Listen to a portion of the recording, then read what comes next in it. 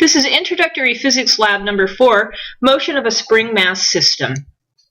We are given a video of a spring mass system and asked to use Newton's second law and the energy principle to analyze the motion, use tracker data to predict the motion on v-idle, then compare the actual and predicted motion data in the display window and plot the energy changes in the graph window, then discuss what this means. From the perspective of Newton's second law, we define our system as a spring with negligible mass. There is a mass attached to the spring, and the relaxed length of the spring was given at 0.123 meters, and our spring constant was given as 6.83 newtons per meter. Surroundings are the Earth, and logistics that we were also given were the calibration stick was 0.7 meters and the frame speed 10.5 seconds. We're making the assumption that the Earth is the only force in the surroundings acting on the system, and that the system only moves in a two-dimensional XY plane. We have our origin at the fixed attachment point of the spring to the wall, and our orientation is with the negative y straight downward and the negative x to the left. This is a sketch of the problem with the XY coordinate system, our mass in its starting position, and our surroundings, the Earth.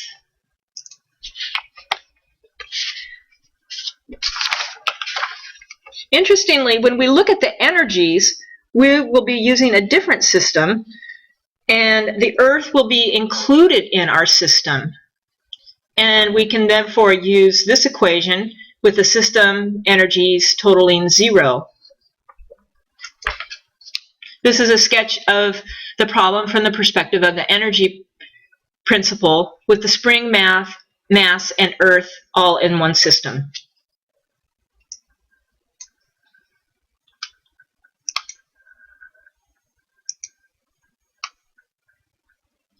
In Tracker, we collect the data from the oscillating motion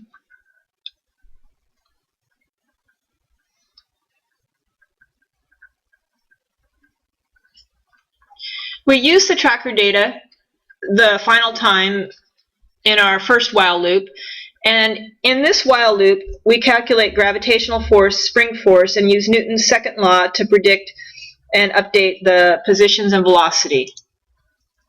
Here we update the spring and calculate the energy changes, and here we update position of the observed motion.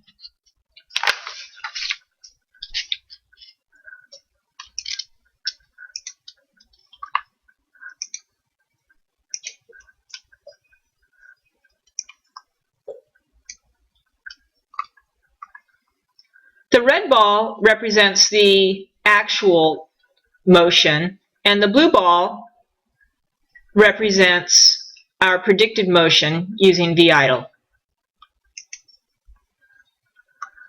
When we compare the observed and the predicted motion, we see that the model predicts the motion closely, but it's not synchronized very well. Some of the variables given may not be exact. For instance, when I found the discrepancy, I went back and used some of the tracker data and calculated the spring constant from the tracker data to actually be 6.12 newtons per meter. Additionally, the choice of axis or the setup of the calibration stick may have been subject to error. So what does it mean? Is the energy principle satisfied? Yes, demonstrated by this graph. This is a graph of the energies. On the x-axis we have the time in seconds, and on the y-axis we have the energy in joules. We can see the blue oscillation. It has 2 oscillations for each period, and that represents the change in kinetic energy. The red wave represents the spring potential energy, and the green wave represents the potential energy of gravity. The yellow wave tracks along the x-axis at the 0 energy point, and that represents the sum total of all the energies, which according to our principle do equal 0.